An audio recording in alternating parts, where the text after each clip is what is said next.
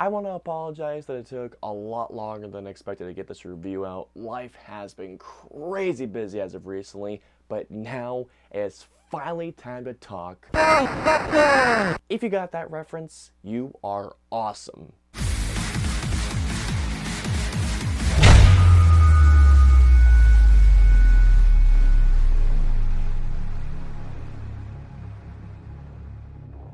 So Ghostbusters Afterlife is the sequel to Ghostbusters 2, and in Ghostbusters Afterlife, we follow a family who has been evicted from their apartment, and the only thing they have to their name is this abandoned house in the middle of nowhere which they moved to. However, it turns out that this family might have a connection to the original Ghostbusters. Alrighty guys, so let's get into Ghostbusters Afterlife. Excellent! So before I go on and talk about everything that I liked about this movie, I have a story to tell you all, and I'll try and go through this as quickly as I possibly can. I actually saw this movie back in August when I was in Vegas for CinemaCon. Dead serious. The first day of CinemaCon, it was the Sony Pictures panel, to which I was very excited because obviously Spider-Man No Way Home was being shown there. I saw the trailer in a big Dolby Atmos Coliseum, which was incredible. But there was one particular thing that happened, so before I get on to that, I want to backpedal really quick. My boss and I were walking to the Coliseum and we noticed that there was popcorn. And my boss told me that if they give you popcorn, there's a pretty good chance you'll be seeing a full movie way before it comes out. And I was thinking, what movie could that be? Cut to about, I want to say 45 minutes after the Sony presentation started, two people got introduced on stage. Ivan and Jason Reitman. Ivan Reitman, who directed Ghostbusters, the original film, and Jason Reitman, who did Juno, Up in the Air, Young Adult. They were talking about Ghostbusters Afterlife, and I remember I was telling a story about how when he first premiered the original film, that they apparently showed the film without any visual effects, which is crazy. And then Jason Reitman started talking, and he was saying that basically how he felt that this night felt like it was his bar mitzvah, which was coming into a man. I love Jason Reitman so much. And then he was saying that how he made Ghostbusters Afterlife for not only his father, but also his daughter, which makes sense because, well, the main character is a young daughter. Then he said one particular thing, and my jaw dropped. I'm pretty sure I'm paraphrasing her, so don't quote me on this. But Jason Reitman said this. Alrighty guys, so you're about to go on the biggest Easter egg hunt of all time. That means, from the very beginning until the end credits. As soon as I heard that, I turned to my boss and I just went, no fucking way! I saw Ghostbusters Afterlife in a big Dolby Atmos Coliseum 3 months earlier. I could not believe it to this day. Everybody was raving about the film, and I did a tweet on it, if you guys remember correctly, and one of my, oh my god, this is just making me emotional just thinking about it. If you guys saw my tweet, it was featured on 2 websites. One, The Wrap, but this site, when I saw this, I actually started crying in my hotel room with my boss. My tweet appeared on Entertainment Weekly. I was at a loss of words, guys. I can probably imagine that all of you are probably asking, so wait a second, you saw this movie back in August. Why didn't you get up an earlier review? For this simple reason, I wanted to wait a little bit. This was one of those movies to where I wanted to sleep a little bit to develop my thoughts even more so, because usually when I see a film, I try to get my reviews up as early as I possibly can. But this one, for some reason, I wanted to wait a little bit, and I'm glad I did. I have seen this movie a second time. I took my dad to see it with me in IMAX on opening night. I was so excited to see what he thought. I thought the movie was great the first time I saw it.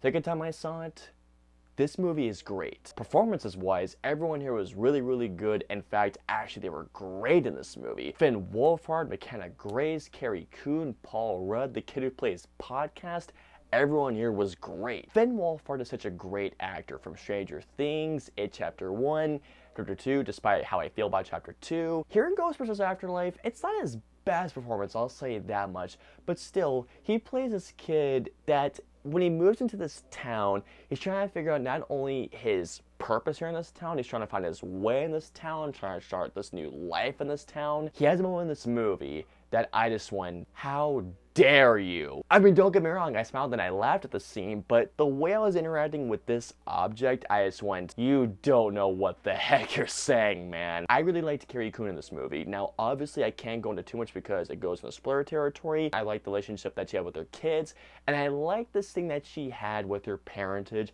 That's all I can really say without going any further into spoiler territory. Paul Rudd is so good in this movie. Paul Rudd is seriously one of the greatest and one of the most likable actors out there. I mean, he plays this teacher that I would have loved to have had when I was in middle school or high school for that matter. He's such a likable person, he's hilarious, and I love the bond that he not only had with McKenna Grace's character with podcast. Paul Rudd in this movie is so good, and one of my favorite scenes of the year is in this movie with him. And I can't say it, but man, I was laughing so hard at his reactions. And the end of the sequence, there is a particular gag. The first time I saw this, everyone, the entire theater, was laughing so hard. McKenna Grace is the star of this movie. In fact, she steals every single scene that she is in. She plays this character that is very intelligent, and a character like this, if played in just the wrong way, can be annoying as heck, and you just want to be like, okay, we get smarty pants, shut up. McKenna Grace in this movie just has this award-winning personality. She is so likable, and every time that she is on screen, I smiled. And holy crap, her one-liners, her jokes this movie, every joke that she had, I was cracking up. The scenes that she has with Paul Rudd, I absolutely loved. Going on to another thing that I really liked about this movie, in fact, I loved this about Ghostbusters Afterlife, is the film story. Here's the thing, guys. If you're expecting Ghostbusters Afterlife to be a movie with ghost busting in it, that's not what this movie is about. Now, do not get me wrong, is there ghost busting in this movie? Absolutely yes. And when those sections happen, holy crap, it is amazing. But here's the thing. Ghostbusters Afterlife is a family drama. If y'all have seen Jason Reitman's previous films like Juno, Up in the Air, also Young Adult, Jason Reitman is much more of a director that takes on dramas that have black comedy in them. I really thought that Jason Reitman did such a great job of crafting this really beautiful story about family. Not only is this film a great drama, but it's also a great mystery. And speaking of the mystery, I love the way that Jason Reitman slowly unfolds the story as it goes on and on. Ghostbusters Afterlife is probably the most emotional and probably the most heartfelt Ghostbusters movie. I love the original Ghostbusters. The original film was one of my top 20 favorite movies of all time. But in honest to God, I really do think that Jason Reitman made probably the most emotional, the most heartfelt movie out of all the Ghostbusters movies. When it comes to Jason Reitman, I love Jason Reitman. Like I mentioned, I love Juno. I think that's my favorite film from him. I love Up in the Air. I love Young Adult. Jason Reitman, I think, is such a great director when it comes to character, drama, and comedy. I can't imagine the stress and the pressure that Jason Reitman was handling and facing while making this movie, because here's the thing. He's making a sequel to one of the most beloved franchises of all time. And not to mention a sequel to a movie directed by his father. It helps to also make the fans happy, especially the ones that hated 2016 Ghostbusters, but he has to make a film that he himself is satisfied with. He has to make a film of his own. Again, the pressure he must have faced making this movie must have been astronomical, but man, I thought he did such a phenomenal job, not only making a love letter to those original films, but making a movie that the fans would enjoy, but also making a Ghostbusters movie of his own. A lot of critics have been saying that this film relies too much on fan service, and that's one of the biggest criticism, one of the biggest cons of this movie. I have to say, I disagree with that. Does Ghostbusters Afterlife rely a lot on fan service? Absolutely it does. It relies on fan service, and it does rely on quite a bit of nostalgia. There's definitely parts where it'll be like, I remember that, I remember that, I remember that. Oh, that's a great callback. Oh, that's a great Easter egg right there. But it never felt like he was going like, oh, remember this? Okay, we gotta compensate for a good story. Remember this? Remember this? It never felt like that way whatsoever. There's one particular thing that a lot of critics mentioned after they saw this movie in Vegas, and that is that this movie feels like an Amblin film with Jason Reitman's touch. And I couldn't agree more with this thing. It has the emotion and all the heart of an Amblin film, but with the drama and the comedy of a Jason Reitman film. I was smiling, I was filled with wonder. There were sections where I was in all what was going on. Ghostbusters Afterlife is a great, in fact, it's a really cool looking movie. You can just tell by not only of how he crafts a story, but how he moves and stages each scene with the cinematography and the camera movement. Put so much love and care and craft into making his own Ghostbusters film. And there are a couple of shots in this movie that I just went, holy crap! Talking about the film's score, oh my god. The film's music was just, it made my heart happy, man. The film's score is filled with such wonder, there's such richness in it, and it's filled with such emotion. Oh my god. There's a scene in this movie where the musical score really goes and goes, and there's a particular part, god, it got me, dude. The third act, man, again, no spoilers, but the third act of this movie is beautiful. I'm getting emotional just thinking about it because I could just see the shot in my head right now. I was in tears. It was beautifully done, and the way how they did it, I thought was, once again, I'm going to repeat this once again, it was beautiful. Well, that's just fucking great!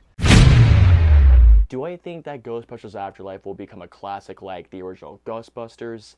No, because there are unfortunately a couple of issues that I have with this movie. I did mention earlier that for the most part, the fan service, the nostalgia, and the Easter eggs are done very well. There are a couple of parts where I do think the fan service and the reliance on that was a bit too much, and there's a couple of Easter eggs where I just was, come on, really? You didn't need that in there. In terms of runtime, I think this is the longest Ghostbusters movie. The original film was just over an hour and 40 minutes, and I think 2 was a little below 2 hours. Ghostbusters Afterlife is just over 2 hours.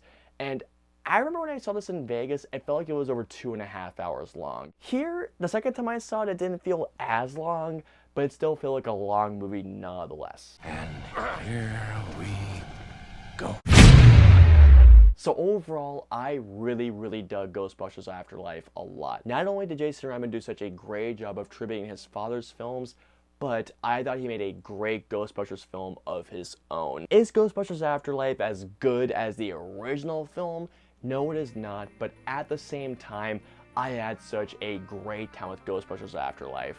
All in all, I'm gonna give Ghostbusters Afterlife a 4.25 out of 5 stars. Ghostbusters Afterlife is filled with heart, emotion, laughs, excitement, and it all ends up in a beautiful third act that had me, honest to God, in tears, guys. So comment down below and let me know, what did you all think of Ghostbusters Afterlife? Did you like the film? Did you love the film? Or did you even hate the film? Let me know below. If you guys want to follow me on social media, I'm on Facebook, Twitter, Instagram, and Twitch. I'm also on Snapchat, so if y'all want to follow me on all those social media platforms, all the links in the usernames are in the description below. I hope you all enjoyed my review of Ghostbusters Afterlife. If so, please hit that like button, also subscribe, and don't forget to hit that notification bell for my latest review goes live.